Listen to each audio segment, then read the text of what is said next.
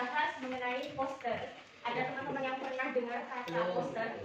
Saya Pernah? Pernah. Kalau kalian tahu poster itu apa?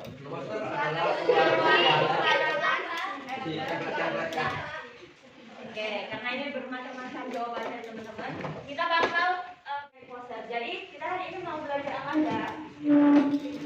Jadi yang pertama kita bakal belajar pengertian dari poster. Nanti bisa buka bukunya di bab ke berapa ya? Dua kalau nggak salah itu bab 122 bab 9. Boleh dibuka bukunya di bab 9. Catatannya udah disiapin? Oke, udah siap mulai berarti? Pulpennya? Semua? Oke, jadi yang pertama kita bakal membahas mengenai pengertian poster. Yang kedua kita bakal membahas konsep dan syarat poster. Yang ketiga komposisi dalam poster. Nah, ini komposisi sama kayak kita menggambar model kemarin. Menggambar poster juga harus punya komposisi. Dan yang terakhir kita bakal tahu cara atau langkah-langkah membuat pengertian poster. Ini ada yang mau bacain?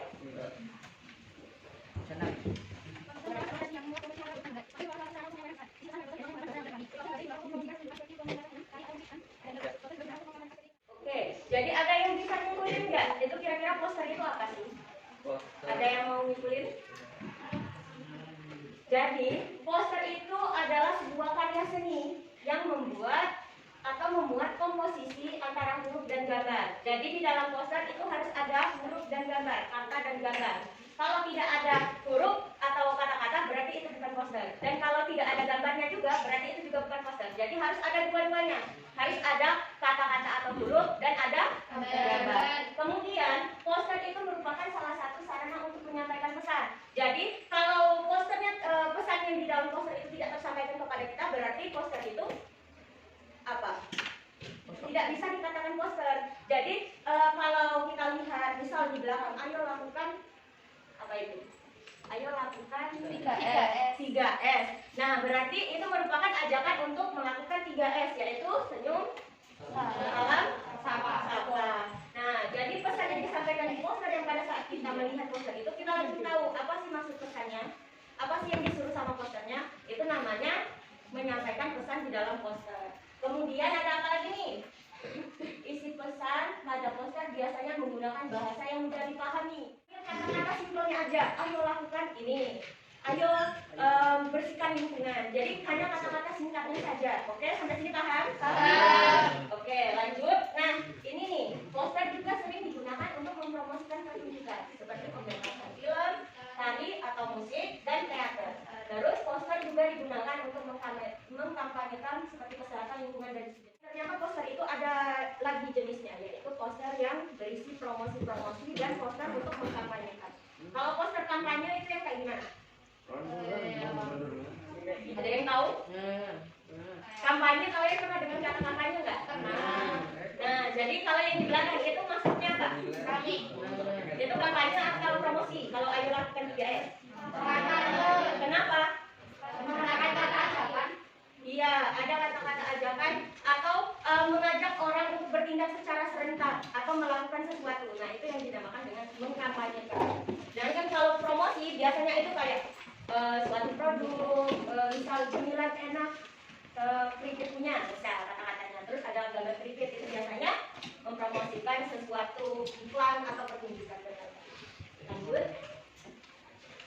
Ini mau dicatat dulu? Ya.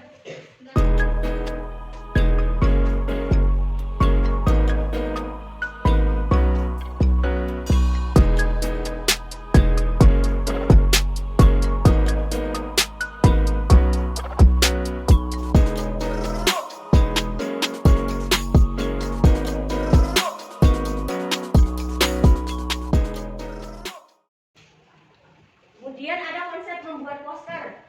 Nah, oke, ada yang mau bacain? Saya boleh. Poster memiliki fungsi menyampaikan pesan secara singkat dengan menggunakan kata dan gambar. Poster dibuat dalam berbagai macam ukuran dan jenis media sesuai dengan kebutuhan. Ciri utama dari poster mempunyai sifat menarik perhatian. Tujuan dan maksud dibuatnya poster yaitu sebagai media publikasi supaya masyarakat dapat membacanya dan melakukan sesuatu.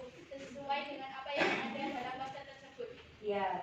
Jadi yang seperti kita lihat ya, jadi poster itu punya fungsi untuk menyampaikan pesan serta di dalamnya terdapat kata dan gambar. Langsung aja dulu. Kita syukuri saja. Yang bikin boleh minta tolong.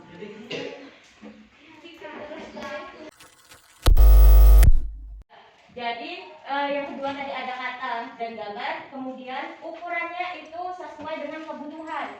Jadi ada ukuran poster yang kecil, ada ukuran yang besar. Jadi nggak melulu misal A3 aja.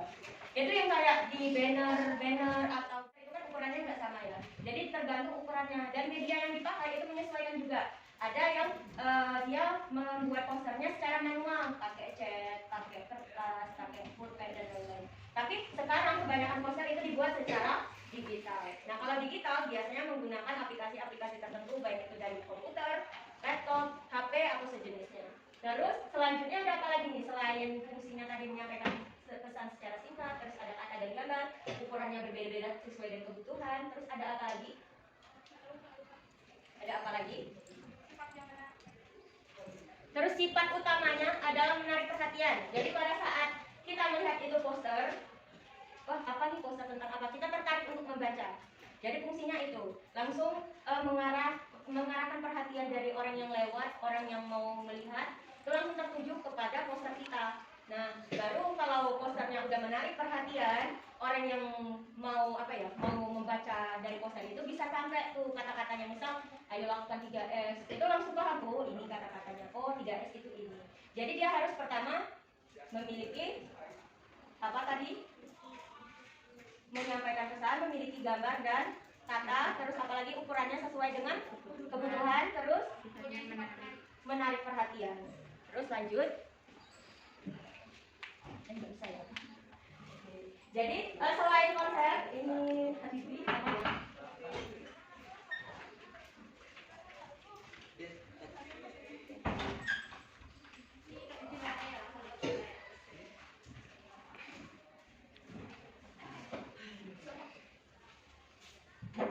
Ada apa lagi tadi? Gambar dan kata, ukuran sesuai kebutuhan.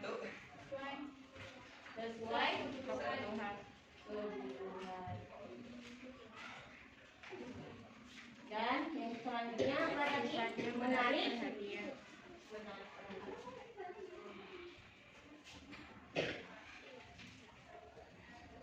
Sampai sini paham?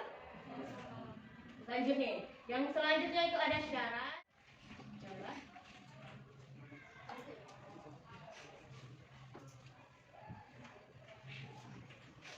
Yang pertama itu apa?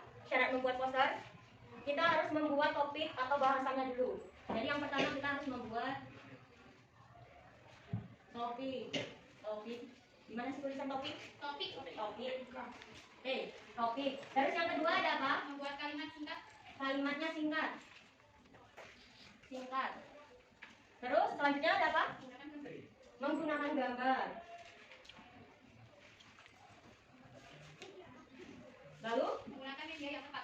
Media yang tepat. Nih, jadi ini syaratnya itu kalau mau membuat poster kita harus yang pertama membuat topiknya dulu, menentukan topiknya. Kita mau buat poster untuk apa? Misal, kalau mau membuat poster tentang bahaya narkoba, misal. Nanti penggambarannya seperti apa? Itu kalian pikirkan. Lalu setelah terpikir gambarannya mau seperti apa, kita tentukan kalimat singkatnya. Misal, jauhi narkoba, Jauhi narkoba, bangun negerimu misalnya, jauhi narkoba, hidup sehat selamanya, misal seperti itu ya kalimat singkatnya. Terus dan kata-kata itu kita mau menggunakan gambarnya seperti apa?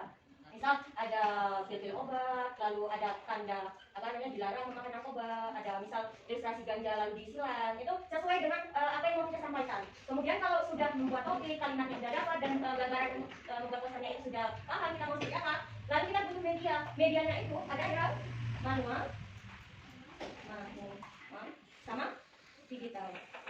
Nah, manual sama digital ini ditentukan dari mana? Dari si orang yang mau membuat. Jadi kalau orang yang biasanya menggunakan media secara manual, dia bakal membuat posternya secara manual. Lalu biasanya kalau untuk disebarluaskan itu didigitalisasi. Digitalisasi itu apa? Dia misalnya posternya udah jadi, lalu dia foto, kemudian disebarluaskan entah di sosial media atau di situs-situs lainnya gitu ya. Kalau yang digital, ini dia membuatnya memakai langsung aplikasi-aplikasi yang ada di perangkat-perangkat elektronik. Misal kayak handphone, apalagi laptop, komputer. Nah, itu biasanya misal aplikasinya kayak kalau sekarang kalian tahu Canva? Tahu.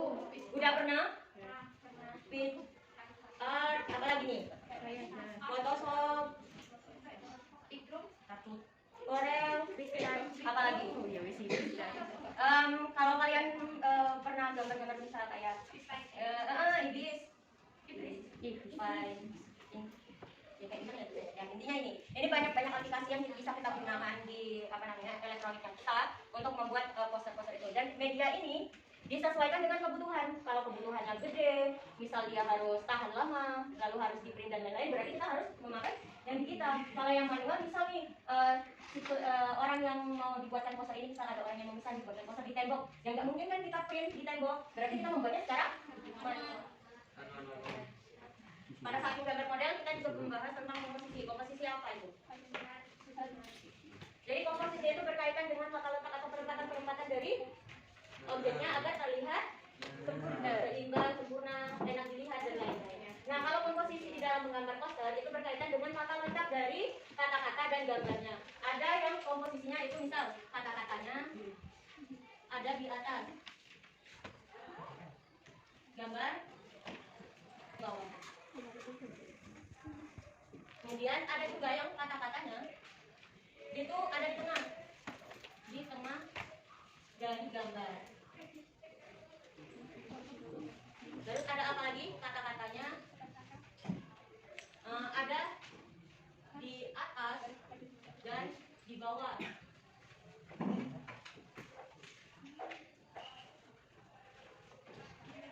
Kemudian ada juga yang